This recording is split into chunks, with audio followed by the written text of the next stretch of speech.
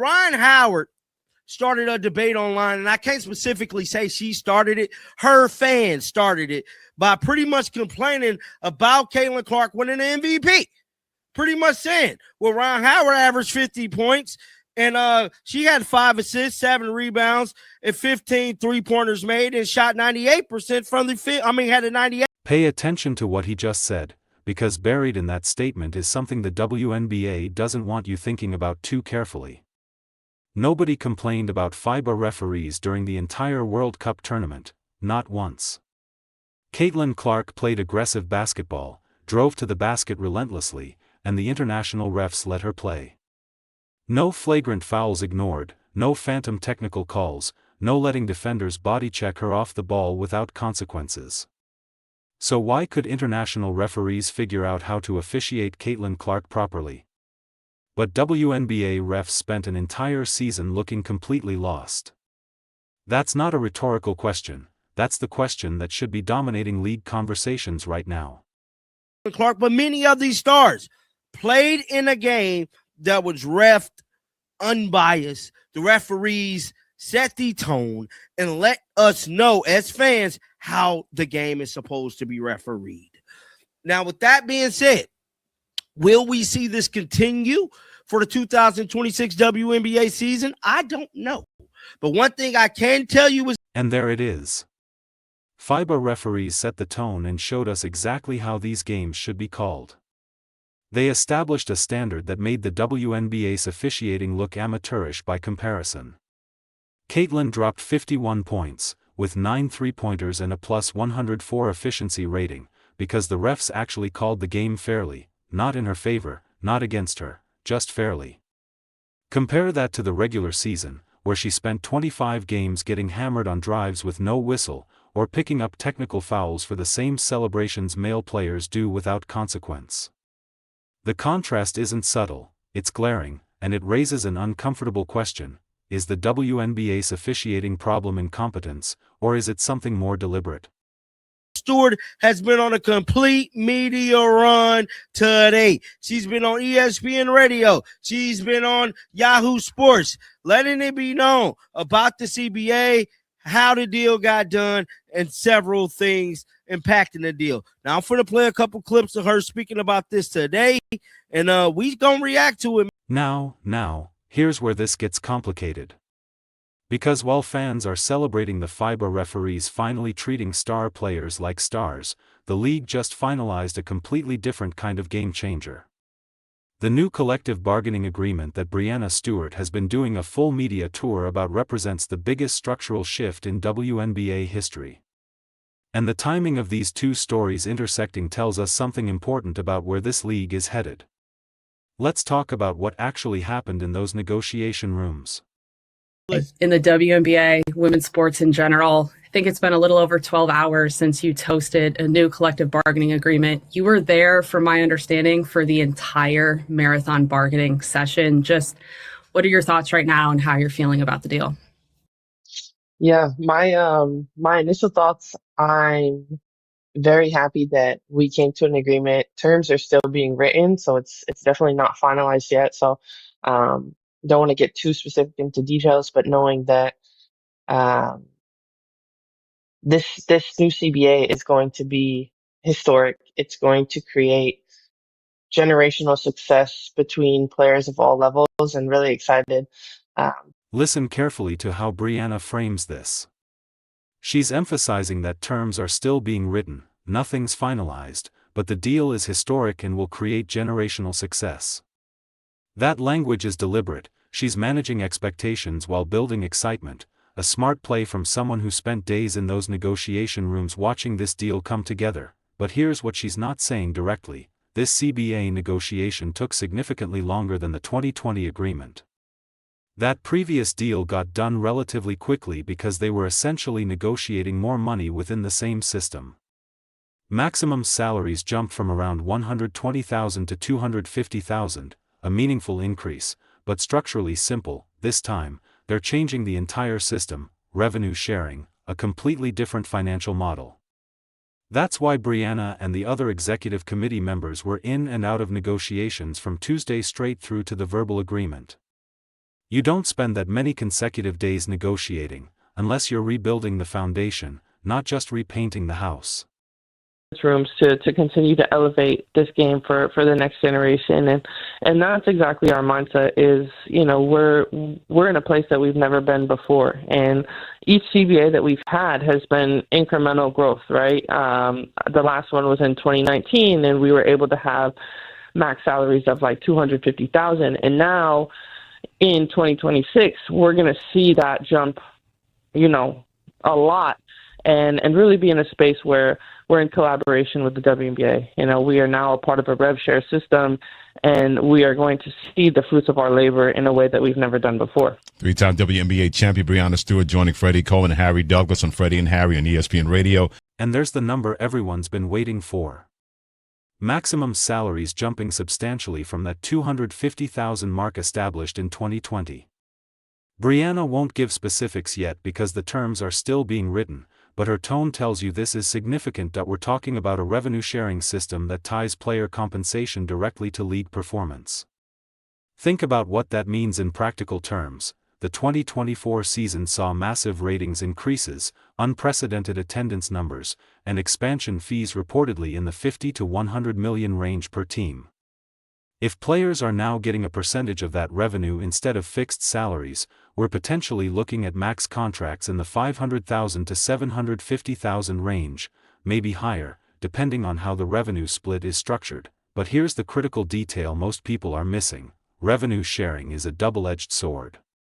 If the league grows, players benefit directly.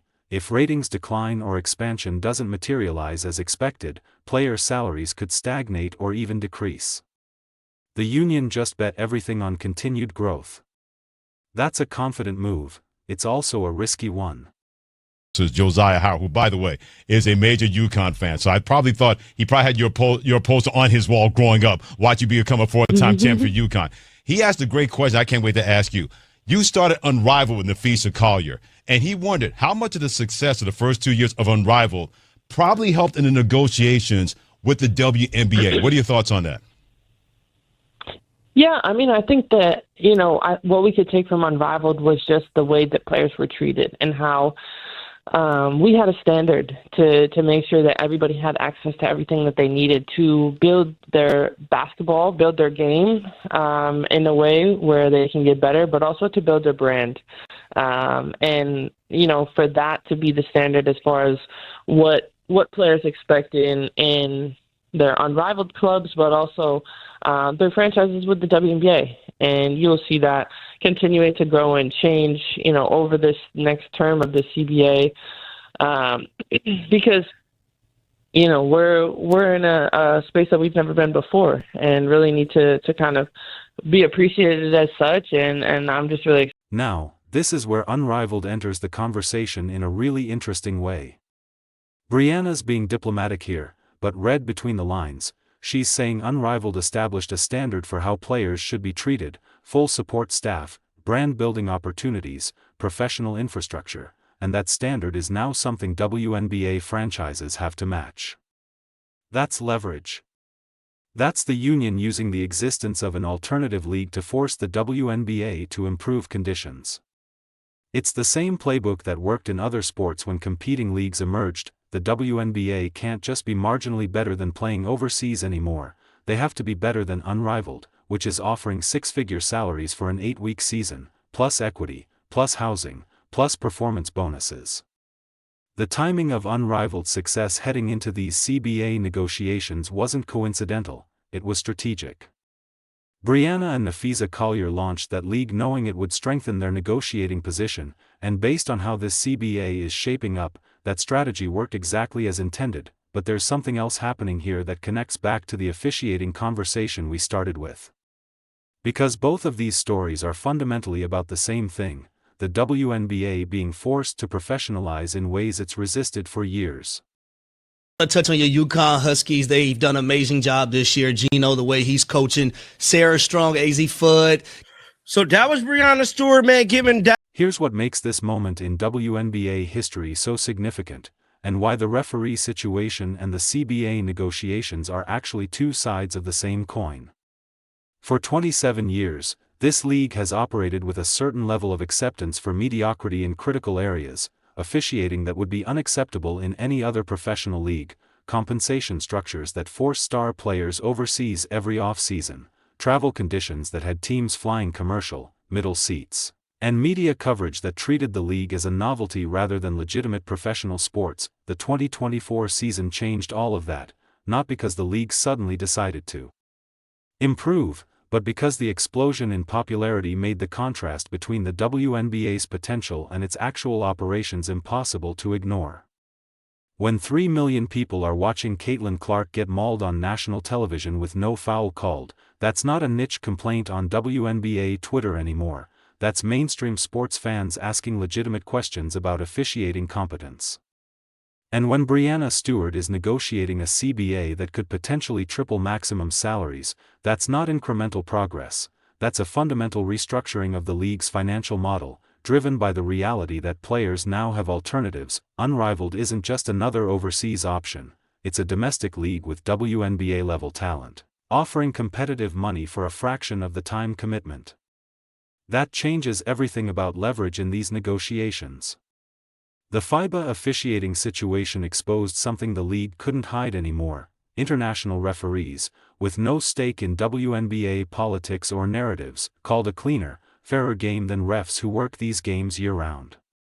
Caitlin's 51-point performance wasn't some aberration, it was what happens when a generational talent gets officiated the same way every other star player in professional basketball gets officiated: no makeup calls, no reputation penalties, no allowing defenders to play football because the league is worried about protecting certain narratives. Think about what that reveals.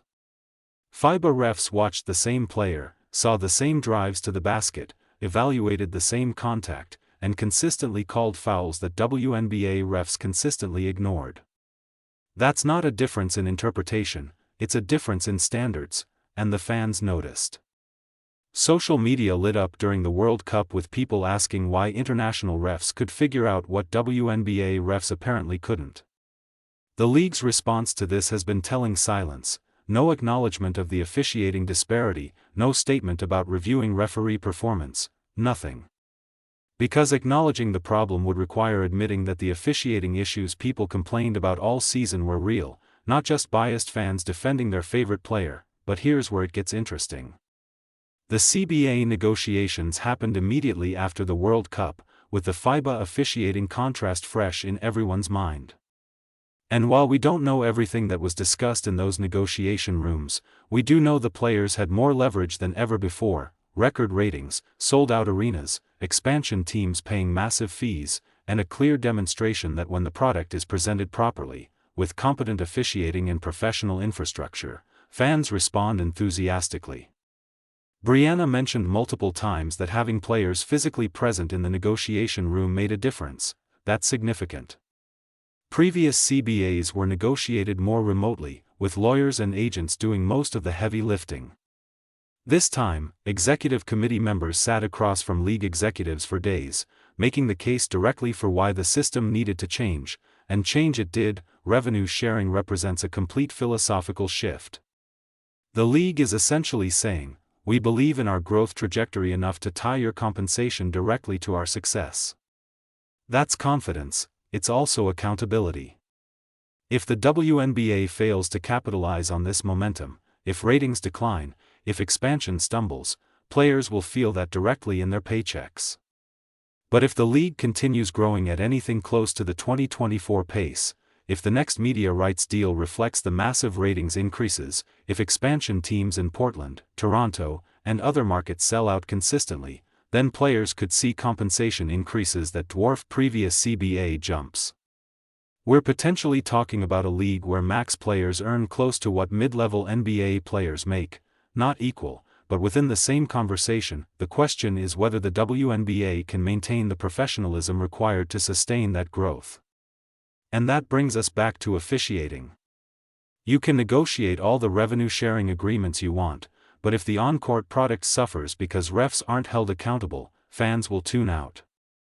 The FIBA tournament proved that viewers respond to well-officiated basketball. They want to see skill decide games, not inconsistent whistles. The league has a choice to make.